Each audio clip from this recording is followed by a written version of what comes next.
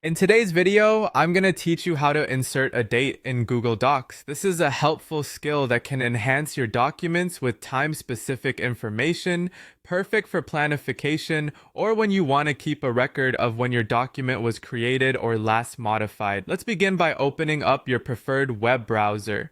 Once that's open, you'll want to navigate to google.com. Simply type google.com into the address bar and press enter. Now that you're at the Google homepage, if you're not already signed in, you'll want to do that. Look for the sign in button, typically located in the upper right corner of the page, and click on it. You'll be prompted to enter your Google account information. Start by typing in your email address and click next. Then go ahead and type in your password. Once that's done, hit next again. Congratulations, you're now logged into your Google account. To access Google Docs, click the small grid icon in the upper right corner of the screen. This icon houses all of the Google apps. So once you click on it, select Google Docs from the drop-down menu.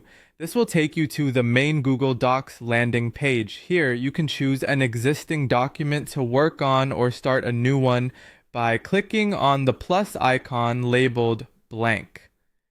Once inside your document, decide where you want the date to display. Place your cursor at this location by clicking on that spot within the document. Now, move your focus to the top menu bar and click on the Insert option. This will prompt a drop-down menu from which you should select Smart Chips. Within this menu, you'll find the Date option. Click on that.